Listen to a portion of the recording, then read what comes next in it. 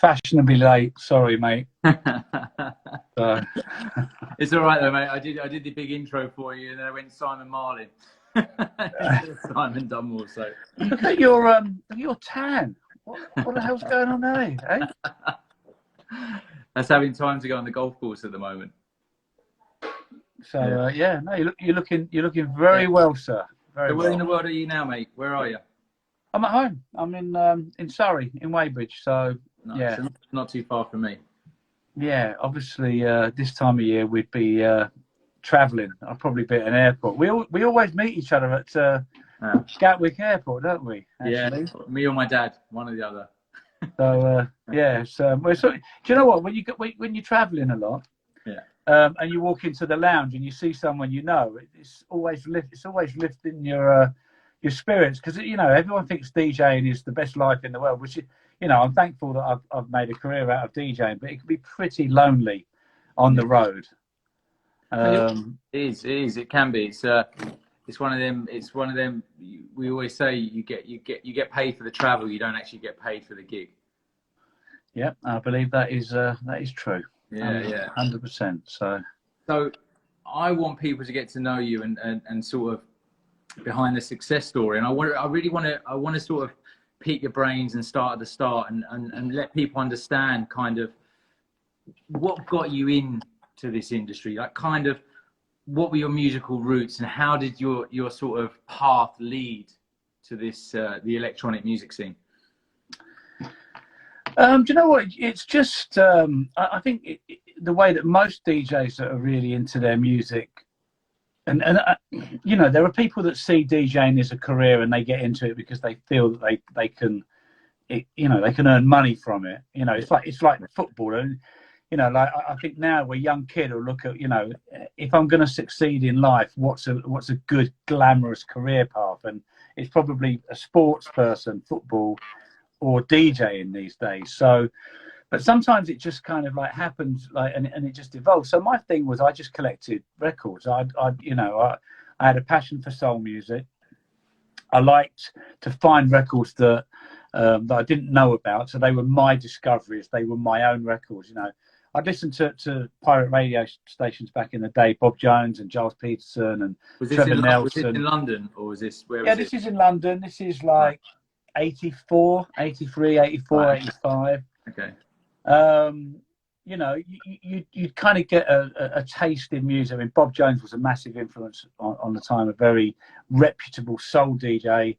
I used to listen to his show every week, and you'd record it on a cassette, and then you'd listen to it back and forth, and then you'd try and find the records on this cassette. Yeah. You go to, and sometimes they were rare. Sometimes you'd have to, you'd track them down, mail order, or you'd go to specialist shops. Anyway, so I'd collect all these records. Yeah. And then I'd make tapes and I'd give them to my friends. So you'd say you started out wanting to be a DJ. That was not at all. No. I just loved collecting music, and I loved making tapes for people. And I mean, normally girls, if I'm honest, I'd always give a girl, a cassette, just saying, you need to, it's just like, I don't know, it just sounds a bit pervy saying that now, but it wasn't at the time. It was I mean, I'm a terrible dancer. I've never had any rhythm. So yeah, it was just like, I always look better behind the decks than I did on a dance floor. So anyway, so get doing these cassettes. And then a girl, Sharon Hopkins is her name, asked me to play records at her 21st birthday party, and I hired decks and speakers and just played my collection, and I loved it. Yeah, I had one of those like traffic light boxes, literally red, amber, green, just flashed up and down. It was terrible. Yeah. But that was the first time I ever DJ'd, so. It's funny that you said that people like wanting now to get into DJing because of like, they see what the lifestyle looks like. But when me and you were kind of starting back then, the DJing, like you said, was just more about playing records to your mates, wasn't it? It was never really about it was going to be a job, was it? It was never going to be. You never really thought you would have a career out of it at the time. Well, I mean, there's probably 15 years between me starting DJing and you starting DJing. Right. So this is like, but even so, I have the same mindset. But people never travelled. There was no international. You never got on a plane to DJ. I mean, if you went from one end of the country to the other in your car or whatever, that was pretty much as glamorous as I've got a gig in Glasgow. It's like, people go, oh, you're playing in Glasgow? That's amazing. How did that happen? It's just like, and that was it. So there was no, Ibiza, Australia. Thank you, Don. Cheers, everybody. So, and I mean that obviously that kind of came round about the late 80s with acid house and people booking American DJs and bringing them over to the UK and to play Ibiza and it definitely came more popular then. But it was it was just I mean, I used to play. I'd go to a wine bar. I'd say to the owner at the wine bar, can I play here? And I'll just bring my mates down, and they're like, how many mates you got? And I'd say, I don't know, 30, 40, 50, and they go, okay then, and I'd just go and play records. Just for the fun of it. Who would you say, when you were coming through, like listening to music and buying music, was your kind of idol at the time? Like, if you could pick one person, I mean, like someone that every time you saw him, you were like, this is, I love the way he plays. This, you get the person, that you've got the most influence at that time in that period. You're talking about late 80s and Giles Peterson, without a doubt. Good shout. I mean, because it was the time when it was very eclectic, and he would play soul records, jazz records, rare groove, funk, the odd hip hop record, and it was really, really eclectic, as most DJs were back then. Judge Jules, who became famous as a trance DJ, was a rare groove DJ. Tongy used to play alongside Giles Peterson. Weekenders, didn't he, and stuff? Yeah, and everybody, everybody kind of searched for those records that I was talking about. But Giles Peterson, and obviously he runs worldwide now, and still an incredible DJ, still a digger, still supporting, incredible music. I mean, and that I think is something that people never ever really saw back in the day, that you could have a 40-year career as a DJ. Mental. I mean, I always said, like, I didn't always say, but I have said back in the day, if you're 50, you really shouldn't be DJing and whatever. And there's loads of DJs that are older than 50 now, and they're doing just fine. So I was completely wrong. We look at Coxon; he's probably got more energy than all of us put together. So. I remember Giles was a big influence on me, actually, when I was working at the record shop. I think it was Talking Loud was his label, wasn't it? It was, yeah. Yeah, and but then once obviously you're finding your feet, you're loving buying records, you're collecting and stuff like that. What was your kind of into the industry? How did you get in? By which way? I got a job. I wanted to be closer to the source of finding music, so I got a job in a record store, which I think lots of people do as well. I mean, you just said that you worked in the store, so I got a job at a place called Record and Disco Centre, which is in West London, and a lot of people from the music industry used to come there because it was the main kind of specialist DJ 12-inch store in West London. So you get Club Promotions people from record labels would come in with a box of 12 inches and say, can you give these to the right DJs? So I got to meet various people. Eventually that led me to getting a job at Chrysalis Records. They had a dance label called Cool Tempo, and I did club promotions for Cool Tempo Records. So the first record that I worked the day I started was a Diva, Beautiful Love, that was released on that day, the Frankie Knuckles remix. So 3rd of December or the 4th of December 1989. So I think that was the real kind of moment of me going, I could possibly kind of con everyone and get to make a career out of being in the music industry. So, and when did you think you could, like you say, con? But I say talent. But when you realised that the DJing was going well and you were playing and you were travelling and you were sort of touring, as such at the time. When was that? I mean, I never really, the DJing has always, when I got the job at the record label, I kind of pretty much stopped DJ because my thing in life is that I think I can hear a record quite early and I can shout about it really loud. You know, I hear this record and I just want to tell everybody I could possibly can about it. So whether that's as a DJ, whether that's standing behind a counter, whether that's signing a record and whatever, it's just like, you've got to know about this record. And sometimes it's from the very first time it's ever played. Or sometimes it's, I hear a record like Kings of Tomorrow Finally, which is on a label called Distance. And then I contact the label and say, you've got this record and I think I can do a great job promoting it. Yeah. And I think that's what I've done. So DJing always took a back seat for me in terms of I wanted to have a record industry career. And I've DJ'd more recently. I mean, just because I just started to really enjoy it again. I enjoyed playing records, and I wasn't so, you know, the music industry has been a tough place for a lot of businesses and a lot of labels, certainly in recent times. And so I really focused on making sure Defected survived all of the challenges that it was supposed to survive. So I really buried myself deep in the business side of it. And then when things started to get a little bit better, I felt a little bit more relaxed, and then I just started to DJ a little bit more. I started to enjoy it. So. Yeah. Well, I want to talk about Defected, but first of all, I want to talk about AM/PM.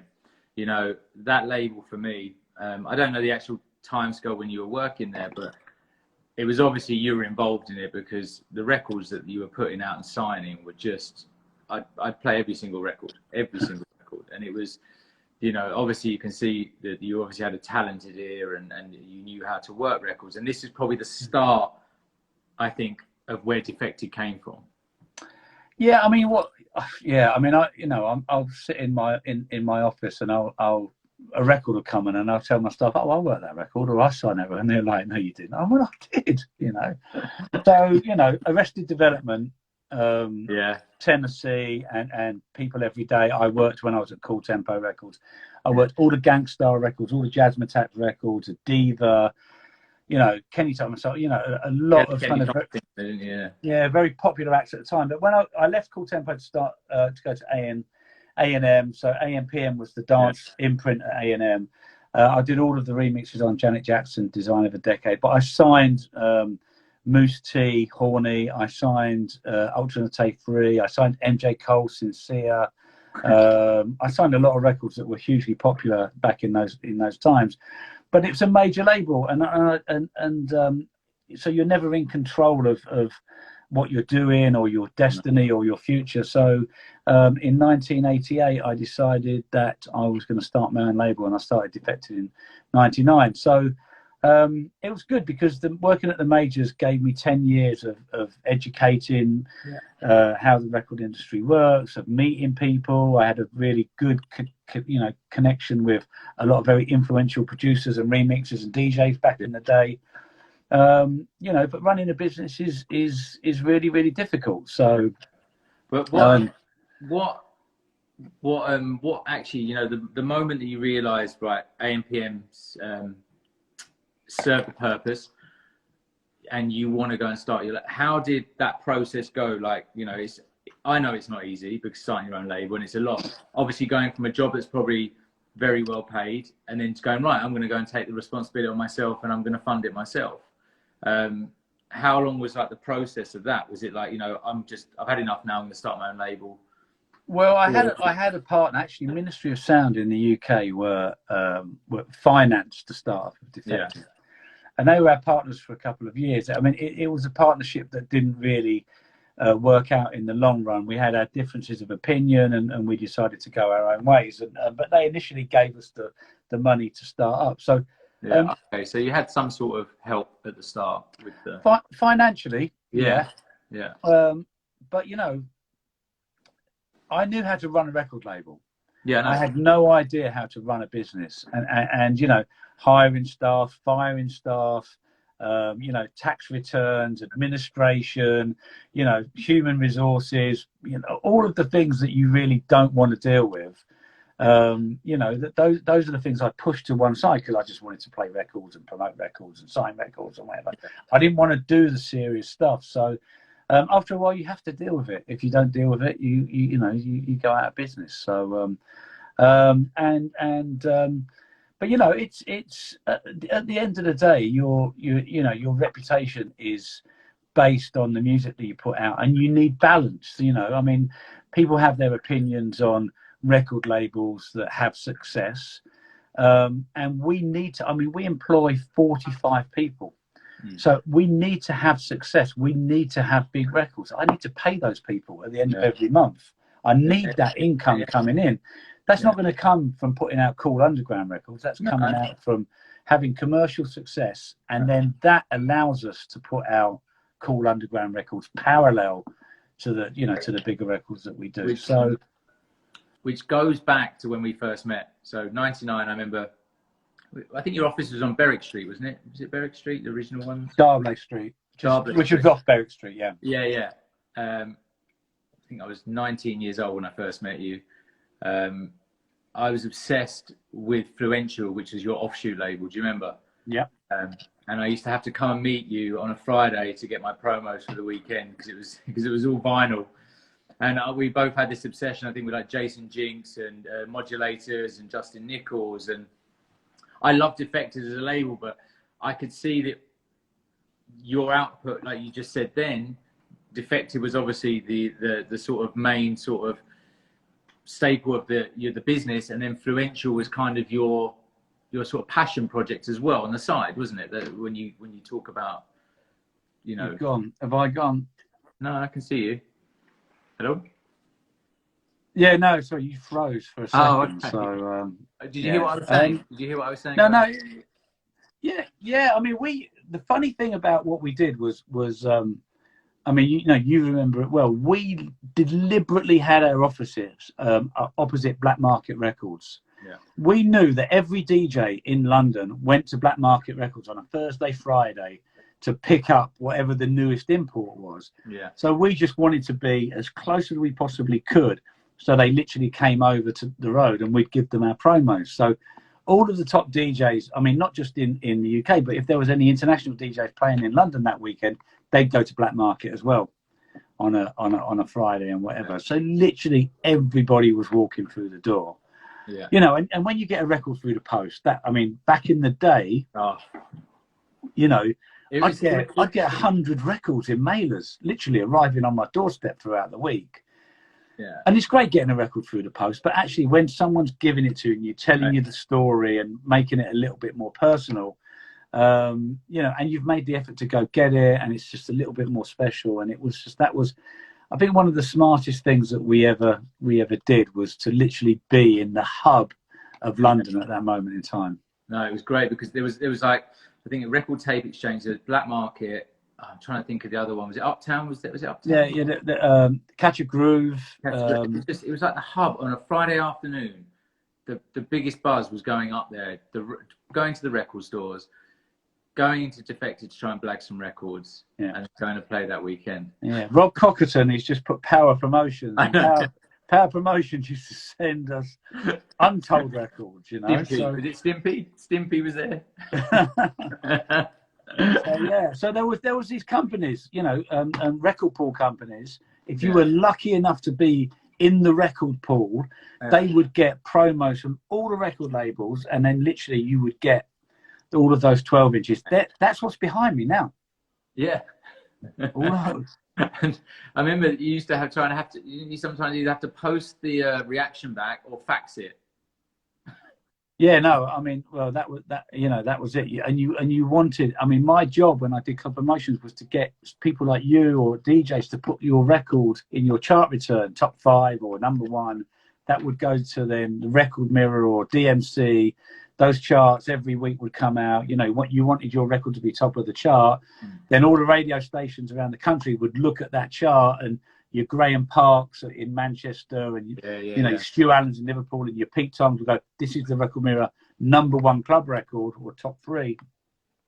You get your record plays on Specialist, and then if you're lucky, you'd start to get mainstream play. So it was, you know, it doesn't happen that way anymore. It's not so long ago, but well, it feels like yesterday to me, but we sort of everyone else has caught up. So I remember the first few years, you were smashing, weren't you? The records you were signing, you were just literally you know, I think there was a few labels. It was you, Subliminal.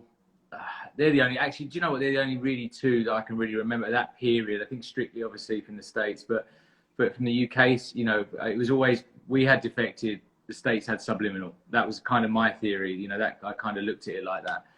Was there a point where the music turned or changed? Because you were very based around sort of soulful house and, you know, that kind of groove and things like that. You know, when the music kind of changed, did you have to sort of step up a gear to try and keep with it, or did you kind of back off from trying to be, you know, what the trend was at the time? Well, I mean, a bit of both. So we were doing great. House was super popular. You know, there was an era where we had like Junior Jack, Stupid Disco, and, you know, The Hype, and East Samba, and Martin Solveig, Rockin' Music, and all of these records. They were all coming out on Defected, and we were absolutely smashing it. And then EDM happened, is what happened. And literally the whole shift into EDM, everything got sucked into it. And we had a market that completely almost disappeared overnight. So our first reaction was to try and go with it. And then I realized I just didn't really understand it. It wasn't my thing. I didn't have that natural instinct for this is a good record, this is a bad record. I mean, I remember we had an A&R meeting, and we listened to the top 10 in Beatport, and you know, in my opinion, and no disrespect to any of the artists, it was horrendous. I mean, actually, if you played those records now, you'd go, they're fucking horrendous. Right? Yeah. No, you're right. You're totally right. You're totally right. And I just went, if this is where it's going, we're done, right? I don't understand it. I don't enjoy it. So the only thing we can do is define ourselves, put our flag in the ground. This is what we stand for. And Dennis Ferrer put a record in his chart, the Solomon remix of Noir and Haze Around. Yeah. And I heard that, and I just went, that is where we want to be. That sound, that record, that represents everything. And it wasn't a huge record at the time, but it just meant something. And we signed about 4 records in close proximity: Solomon remix of Noir and Haze Around, Anime, Merc, Inner City, The Future, and something else. Anyway, and it just really redefined us as a label. Yeah. We were like, you know, EDM can be what it is over there, but we're a house label. Yeah. This is what we represent. And you know, it was a slug. We had to roll our sleeves and battle our way through it. But at least people knew what you represented. And then what happened was social media started to happen. Yeah. So all of the people that liked house would then find you. You know, they would start to follow you on Facebook or follow you on Twitter, or so you could promote your records really cheaply. So, you know, even though the sales were low because everything was gravitating towards EDM, the marketing cost literally went through the floor because, you know, if you promoted your records really well online, YouTube was in, you know, the early days of YouTube, etc. It was really, really cost effective. So we managed to navigate our way through that period of time, and then we signed Storm Queen, Look Right Through. Yeah, which was a #1 pop record in the UK, and from that moment we had a rebrand. Trevor Jackson redesigned the label. I was going to ask you about that. You know, Trevor Jackson was, you know, I used to sort of obviously follow his stuff, and that was it a risk-taking Trevor? Because I know Trevor obviously likes to take direction on what he does. Was it something that you got heavily involved with, or do you have to leave Trevor to get on with what he wanted to do with the branding? Trevor, I mean, I know Trevor long. He used to be managed by a guy called Mark Sandrups, who unfortunately passed away, who also managed Roger Sanchez. And I knew Trevor from back then, and so that was the mid-90s. Early 90s even, and so I've known him a long time. And we asked him. I mean, he's a very outspoken artist. I mean, if you follow him on Twitter, he's very brash and bold and opinionated and whatever. So when I said to myself, we should get Trevor Jackson to do the rebrand, they were like, he'll never do it. He'll never, there's no way he'll do it. And I just said, well, I know him. I'll speak to him. Yeah. So I spoke to him, and he had this opinion of Defected, the commercial side of everything that we did. And then I played him Ame Ray, which was a record that we put out. And I played him some other records we put, and he was like, I had no clue that you did all these records. Which is standard. I mean, it's just, you know, a lot of people just like look at the commercial end of everything you do and then don't want to dig any deeper. So once I told him what we did and the breadth of everything that we did, he agreed to do it. And I mean, in fairness to him, he not only redesigned the logo, but he came up with the whole marketing campaign. I am defected, you are defected, we are defected. And that really, I think, was the beginning of our community. Like, you know, we talk about our community being really important, and we try to look after our fans as best we possibly can. And I think that moment was the beginning of our new era Defected, basically. I think that you needed to go through that stage where you were talking about the EDM stuff, because I went through a similar stage with 2007 when Minimal came in, and one minute I'm playing, the next minute I'm not getting booked, and I'm trying to play Minimal, and I absolutely hated it because it wasn't me. It didn't have enough in it for me. and I came out the back end of it glad that I stuck to my guns, and you kind of did that. You did exactly the same thing, and you came out the back end of it. And I kind of think we've known, me and you've obviously, and a lot of other people have known Defected since '99. But I really do think that when you did that moment, you rebranded, you came back, you sat there, and like you just said then, the Noir and Haze records, you're like, this is what we want to be. This is, you know, this is where we're going. I kind of think that is a different, like, part of the history of Defected. I kind of think that's where you really started. And it's good to see that as time went on, the label kicked on, where other labels kind of got left behind. I think, and you know, the thing about we speak when we meet, and as you mentioned, I've known you a long time, but you know, and like your disco or your soulful house, or you know, the roots of dance music. And I think that the thing that changed what we do, certainly in the last 3 or 4 years, is the diversity of music that we release. We acknowledge the popularity of certain genres, like tech house was really popular for for a while, and you know, we will release records in that, but we'll also put out a disco record or a soulful record, and so it doesn't become predictable, it doesn't become boring. I mean, DJs are fixated with genres, but the general public aren't fixated with genres. They just want to hear the best records that they possibly can on the dance floor. Eh? Couldn't agree more with you, mate. It's sometimes it, like you say, the genre thing. I just remember when I started, there was only like a few genres in the record store. Do you know what I mean? It was just house, techno, and drum and bass. There was, you know, maybe deep house. That was it. And now if you go into Beatport nowadays, which is, you're right. Can you hear me? Yeah, no, it froze for a second. So, but I think it's my internet's terrible at my house, so I just play catch up. But yeah, so I mean, I think that's, you know, I think we're able to pivot. You know, we're not, you know, the thing about dance music, it always borrows, doesn't it? It borrows from disco, it borrows from jazz, it borrows from electro, it borrows from, at the moment, everyone's sampling like old school R&B records and whatever. It just borrows all of the time. You know, it's like the common basis of everything that we do at Defected is soul based. So as long as it's got a song and it's got a hook and whatever, it seems to connect with the dance floor. It seems to have more longevity. Our first ever release, Soul Searcher, I Can't Get Enough, still gets played. Kings of Tomorrow still gets played. And because they're meaningful records, and that's always what we've done. You know, it's my choice in music. It's what I relate to personally. It just connects with people. And the thing is about house music, it works in a club, but it also works on a beach bar or in a gym or, you know, in a boutique or in a restaurant. It's more universal than a lot of other genres of dance music. No, so we win. I read something, because you're pretty honest when you talk in like your interviews and stuff, and I was looking at the whole Bob Sinclair thing, and I think you mentioned something that you owed Bob, you know, a lot of thanks for helping you sort of get the label back on track. but I think people would want to hear about that story a little bit. You know, he kind of, when there was a moment where Defected was struggling, wasn't it?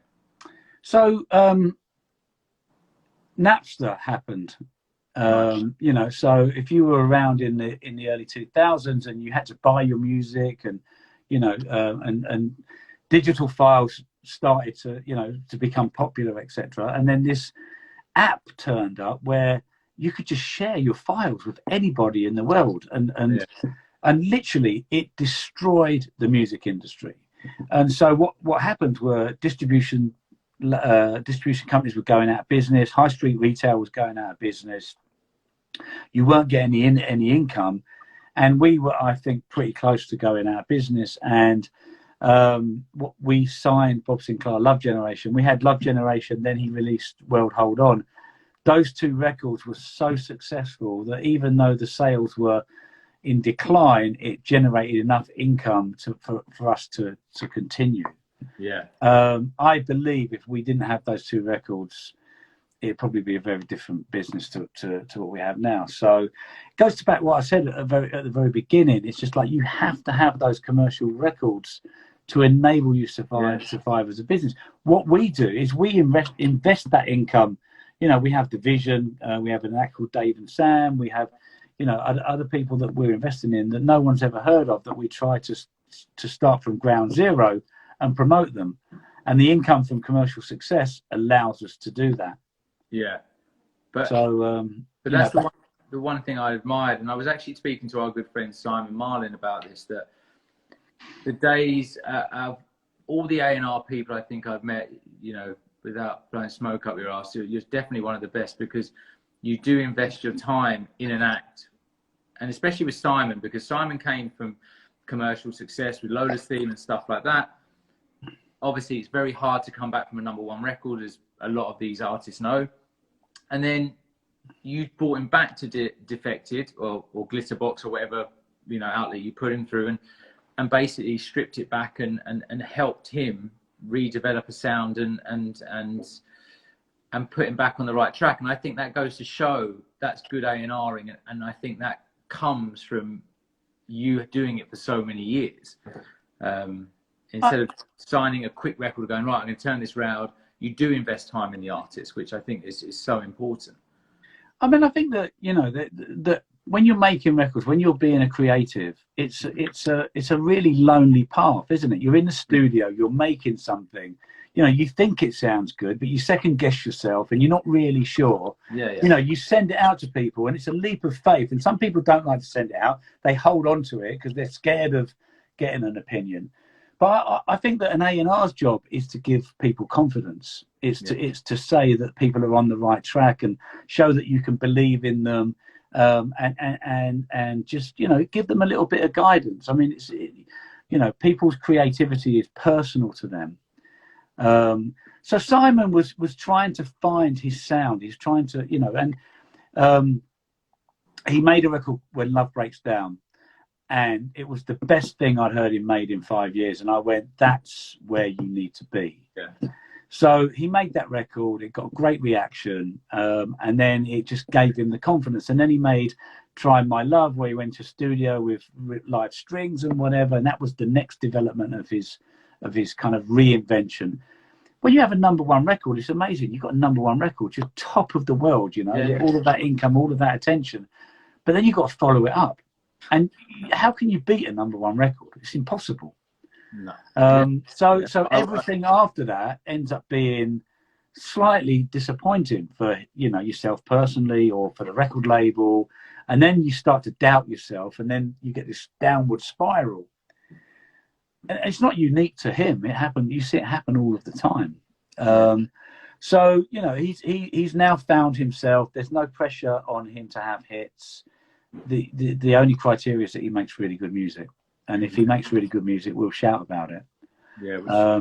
And you know, if it you know, as long as it's moving forward, as long as there's progression, as long as people are reacting to it, then that's absolutely fine. We don't have to have records in the charts. No, no, I totally agree with you. So this brings me, like, why did you never make records? Why did you never want to make records? If you've got this great ear and you can sell a record, you can sell Ice to the Eskimos, you're a promoter, you're a DJ, why haven't you produced music? That's what I want to know. I did. I have. I've done remixes. Yeah, I mean, yeah, I did. But you know what? I've remixed Jodeci records. I earlier in the days in Cool Tempo, I remixed a Gangstar record or a Kenny Thomas record or whatever. But I'd walk. That thing that I just said about self-doubt and is that I'd walk out there and I'd listen to a Masters at Work record, or I'd listen to a Roger Sanchez record, or I'd listen to a CJ McIntosh record, or I'd listen to a Paul Oakenfold record, and I'd go, fuck, my shit's not even close. And I put it out. I absolutely just went, I can't compete with those guys. Actually, it was the best thing that I ever did, because it made me focus on what I'm really good at, which is promoting records. That's what I do. I think that's, if I'm not religious, but if God or someone put me on this earth to do one thing, it's to shout about music really loud. I mean, I'm very visible on social media. I'm quite opinionated on certain things. I'm definitely not as brash as I used to be. I've learned to, because I don't want to upset people as much as I used to do. So, my job is to promote records. We promote records that are not even on our label. We'll shout about records. We'll put. No, I've seen it. I generally feel that, like you said a word, and when you said Trevor Jackson did the thing, and you created a community within yourselves, and you created this vibe where and your slogans like everyone's welcome in our house, things like that, where you generally mean that. And like I follow you on Instagram, and I see and you post records. I'm like, wow, what is that record? I haven't heard it before, but it's not even on your label. And I think that shows a lot about the character of the label and the people behind it. We're into the culture of dance music. I mean, we aspire to be part of the culture. And we work really, really hard at that. But it's just like the people that follow us, we like to tell them about, like Lovebirds, I Want You in My Soul, one of my favourite records ever. Hands down, probably, I think it will be my favourite record in a few more years. It's one of my records that I close my sets with. Steve Downs on vocals is just insane. So we don't own that record. We have no skin in that record whatsoever. But it was the last record in Croatia last year. I posted about it's just like. And when you mention that record, you see how connected people are.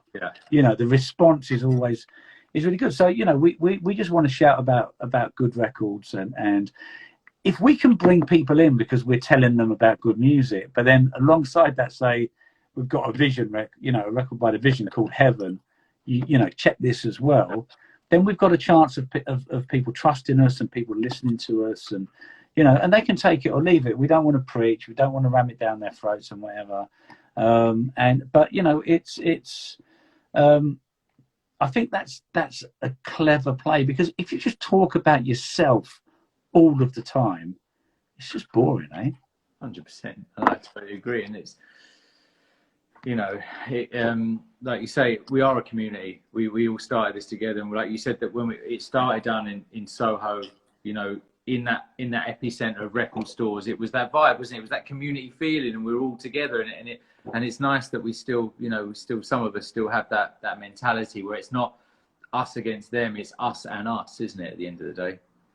Yeah, and it's just, and like I said earlier, that the people in front of you, they just want to hear good. They're not bothered about the label it's on. They're not bothered about who produced it. They're not bothered about what genre it is and whatever. They just want to hear great records. Yeah.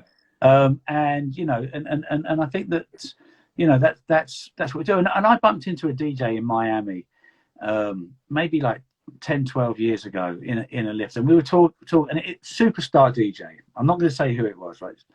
And he was playing Ultra, headliner Ultra, and he was like, I wish I could play some of the records on your label. And I'm like, what's stopping you?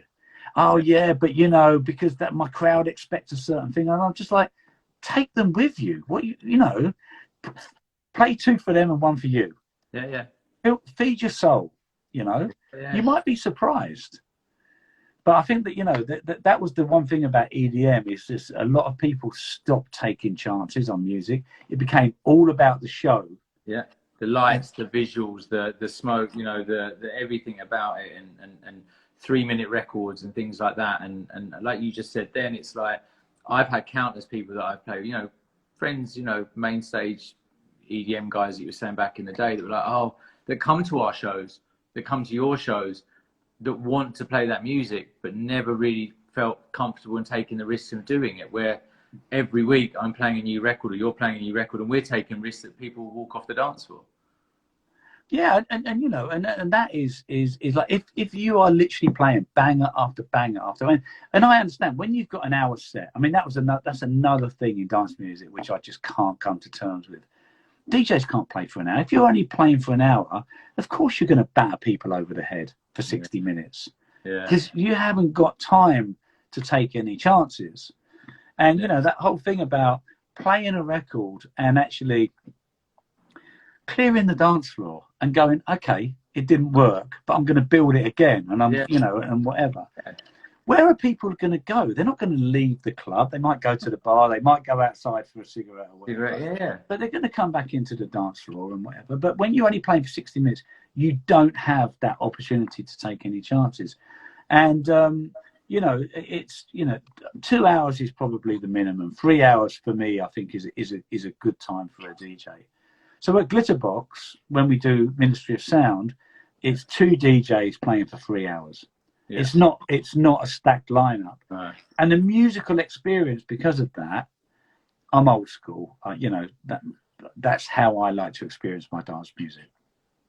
But I think it's better because you're introduced to new music. You know, it's not just the tried and tested records all of the time. So, you know, and I think that's being addressed now. I hear more and more people about taking wanting to play longer sets, not wanting to play for an hour. No, for me, from day one, I remember my residency at Space in Miami, 2006 onwards, minimum set would be 12 hours, minimum, and I used to love it. I could play everything I wanted. You know, now I find it a bit tricky to play 12 hours, but this is the next thing I want to lead on to. Like, so you defected, you set it up. You know, you're doing festival stages. Where did Glitterbox come from? And it just came out of nowhere. And it's, to be fair, mate, and I have to say, it's become like a phenomenon, isn't it? It came out so quickly, and literally everyone enjoys it. It's one of their, like, you speak to, you know, I speak to even Leslie and Charlie from Ibiza, and we talk about it, and they just, it's their favourite night. It's their favourite night to go and enjoy and just get lost. And I hear that not just from them two, I hear it from everyone. So the reason it started, the honest reason it started, was because I was in Ibiza every weekend. I mean, most, you know, for the last 15 years, I am in Ibiza every weekend for Defected, or, you know, I was just seeing what's going on, or, and I had, you know, I've got mates and people would phone me up, so I'm in Ibiza this weekend, where can I go? And literally I'd look at the lineups, and it was really polarized between EDM and techno. There was really hardly anything in between, and I know my friends, and what they wouldn't enjoy either. So this happened 3 or 4 weekends in a row, and I was just like, wow, there's all these people coming to Ibiza, and there's no club for them to go to. Yeah. And they just want to hear the records that, you know, they're people that have maybe done well for themselves. They're coming back to Ibiza for a weekend. They're not young ravers. They're just coming back to reminisce. And I just thought there's a gap in the market here to play the records that inspired us from back in the day. And so we started a night called Glitterbox. When we opened the doors, there was no reason for anybody to come to the club, because it was the first night. I mean, everyone goes to the big night, yeah, in Ibiza. What's the big night? And, you know, that's where the VIP tables get sold. That's where, you know, all the attention is. So it was a disaster, man. I think we had like 100 people on the first night. Where was it at? At Boom. Oh, that's where I played for you, actually. Yeah. So second week, England played, you'll laugh at this, England played Italy in the World Cup in Brazil. And it was, because it was in Brazil, it was at 11 o'clock at night. Yeah. So the match went on till 1:30 in the morning. Literally at 1 o'clock in the morning, there was 5 people in the club. And, it was a disaster, but we believed in it, and we kept the musical policy consistent, and gradually through the season, people started to come. And then what happened was you had that hiatus in Ibiza in August, where, all of the clubbers don't go to the island because it's too expensive and it's too crowded and it's too hot. And then they come back in September. And when they came back in September, we just smashed it. Yeah. And then it just grew week on week. But going back to what I've said pretty consistently in this conversation, it's our focus is the people on the dance floor. We're not trying to be cool to the tastemakers or your entourage or the people sitting behind you or whatever. We just want to make the crowd go crazy. So we have these, extrovert, extravagant, flamboyant, larger than life characters on all the podiums and whatever. And they're really infectious, so they're hearing a great record. They lose their shit. Everyone around them loses their shit. Everyone around them loses their shit. And then all of a sudden you've got pandemonium on the dance floor. But isn't that what it's about though? It's about that, isn't it? That's I remember that's what it should be about. It's what it should be, but there are people who are very serious about their music, and I respect them, and but sometimes they lose sight of. I'll see someone playing the set. I'll go out and about, and it'll be flatline, whatever genre, right? Just literally the same thing for an hour and a half, and then they'll play Pete Heller Big Love, and the place goes insane, right? And it's because they've been starved of things for an hour and a half. And I'm like, why not give them something every 20 minutes? That's like that Eddie Murphy sketch when he's like, if you give someone a cracker that hasn't eaten for 3 weeks, that's the best cracker they've ever had in the world.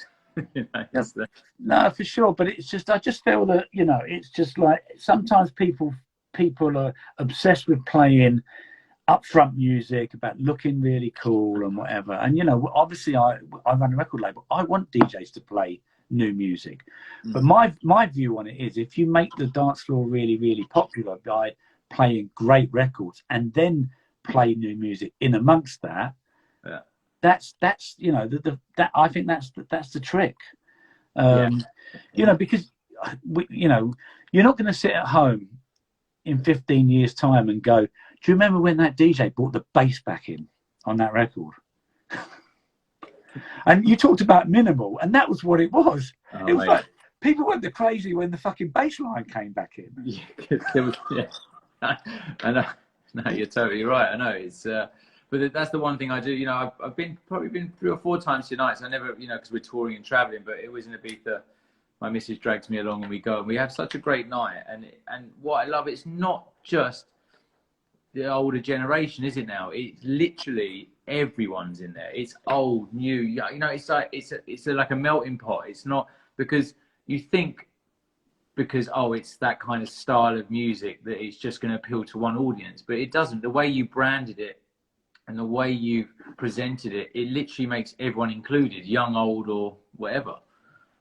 Well, we did Printworks actually. New Year's Eve and New Year's Day. We did New Year's Eve Printworks, Glitterbox, New Year's Day Defected. The crowd on New Year's Eve at Glitterbox was younger than the crowd at Defected.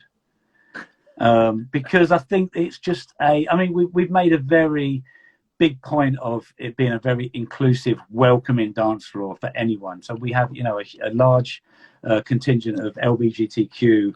All our, well, not all of them, but the vast majority of our dancers are LGBTQ, and drag queens or voguers, and like I said, they're very larger than life, very flamboyant. They're they like, look at me, I'm amazing, because and they are literally amazing, and that really resonated with a lot of people. And it's like, if you're gonna run in a magazine or a social media website or a platform or whatever, and you've got imagery of this amazing flamboyant character, that's what you're going.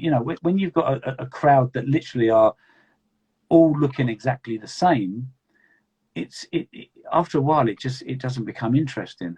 Whereas Glitterbox is always kind of trying to reinvent itself. So we got a lot of very, very positive publicity for the fact that we were inclusive and welcoming people and trying to break down preconceptions and people's opinions, etc. And obviously it's a very sensitive time for a lot of reasons. Me and you spoke about it earlier.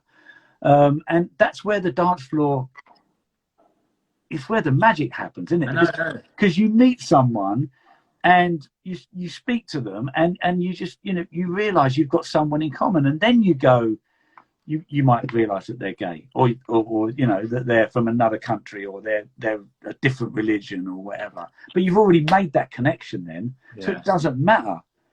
And that's why the dance floor in Ibiza and people traveling and whatever, it's so important, because you go there for the music.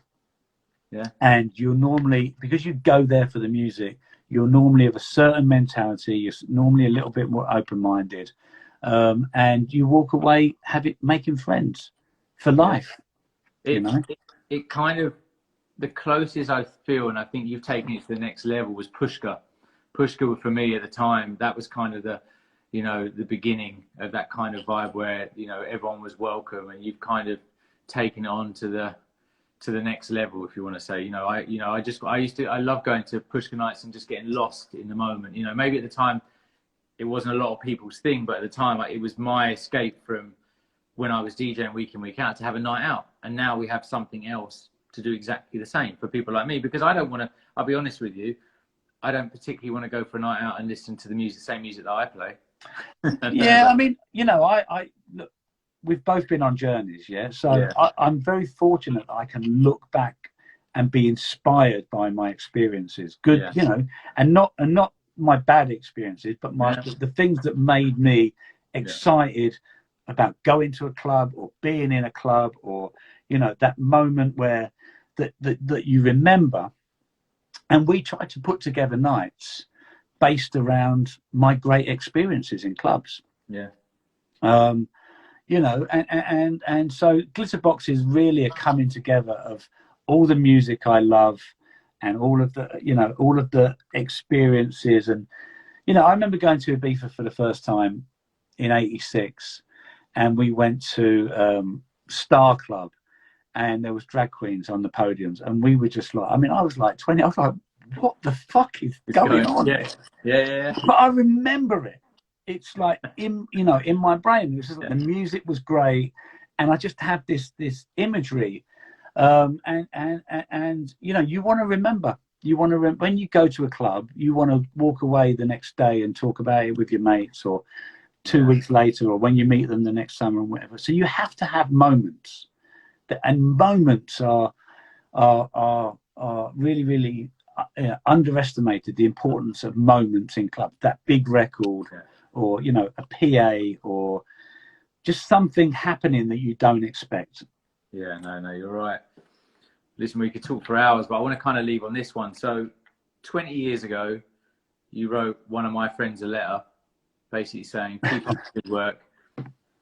This record, which I think is amazing. And I mean, it's you wrote this guy a letter, and it basically said, the music, you're going in the right direction with your music. It's not for us at the moment.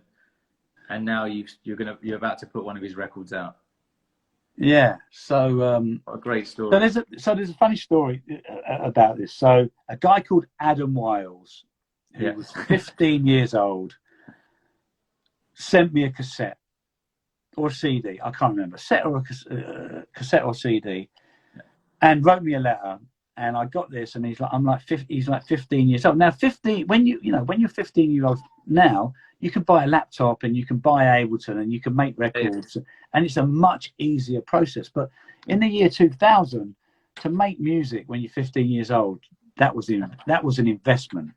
And I was like really, really taken by this. So I listened to the CD, and it was on a level. And so I wrote him back. I sent him a package of records. I said, look, it's not where we're quite at the moment, but this is really impressive. I actually phoned him, and I didn't do that with every demo I got through the post. It just one really just stuck. Yeah. So anyway, so about 12 years later, I went to Pasha in Ibiza Saturday night. I'm standing there, and this guy introduces me to Calvin Harris, and I said, "Oh, Calvin, pleasure to meet you," you know, as you would. And he went, "You made me miss EastEnders," and I'm like, "What are you talking about?" He said, "You made me miss it." I said, "I've got no clue." And he said, "I sent you some music, and you called me," and I was just like, "Calvin Harris sent me some music? Nah, you're wrong." And he said, "No, my real name's Adam Wiles," and I was just like, "Oh, okay." So, and it just, you know, and the credit to Adam Wiles, Calvin Harris was, you know, we have a relationship. We speak to each other on a very occasional basis. And we cross paths on an occasional basis, but he always remembers.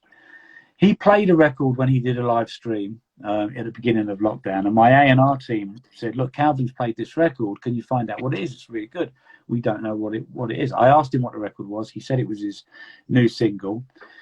We left it there, and then about 3 or 4 weeks later, I phoned him up and I said, "Look, can we play your single in the show? When's it coming out? We want, you know, we don't want to break any embargoes or whatever." And we spoke, and we came to an arrangement that that we're going to put the record out on Traxsource Beatport and do all the specialist promotion, commission specialist remixes. I mean, he doesn't need to do it. I mean, it's a personal goal for him, and I think that, you know, you've kind of also, it's 20 years to put a record out and Defected, and he's finally done it. So yeah, it's and it's a great record, eh? I mean, the thing about it, you know what, he teased that to me. And he was like, "Oh, I really like this record." And I was like, "Yeah, it's a really good record." And when I heard you signed it, I was like, "It was your record, you tosser." Yeah. So you know, if it wasn't on brand, we wouldn't have done it, because it you know, and he knows that, and it's a great. We know that it is a great house record. It is, and the vocal is. I said to him, the vocal is so subtle and so perfect that it just works so well. Yeah. No. Well. One of the questions, actually, I've not been able to read them all, but someone was asking about clubbing.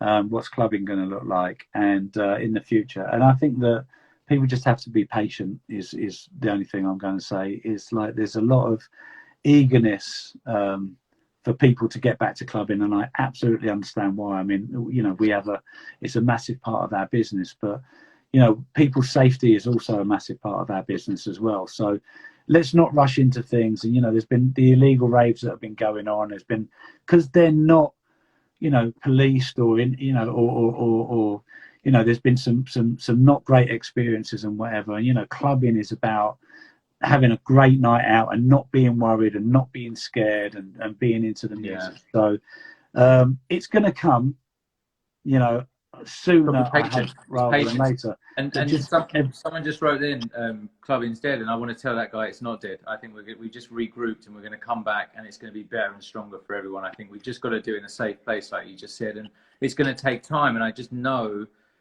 already, just from speaking to people, that they just can't wait for it to come back. Yeah, I mean, you know, everyone goes on about the new normal. So I mean, I'm old enough. I watched the World Trade 9/11, the World Trade Center, you know, 2 planes flying to that building, horrified. Oh my God.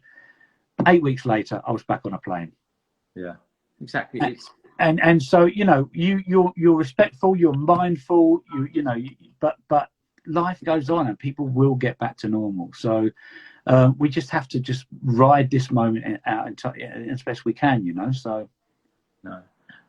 Listen, mate, I wish you all the success you deserve, mate. You've done literally, you know, what you've done with everything, and you know, we're super proud of you, and keep up the good work, mate. And I hope I can get another record out with you soon. And what's the football score, Nick? 2-1, we're winning. I knew you would. I've got it here.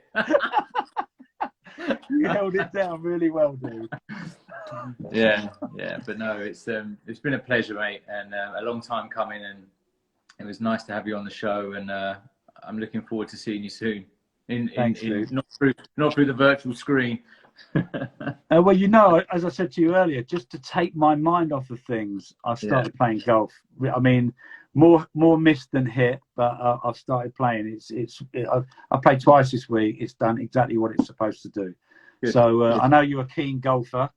Yeah. So Yeah, I have to get you down soon. We're not far from each other, mate. It's only 30 minutes in the car, so there's no excuses. So yeah, cool. Thanks, Nick. All right. Appreciate Listen, it. love to the family and take care, yeah? See you later, mate. Yeah, bye, mate.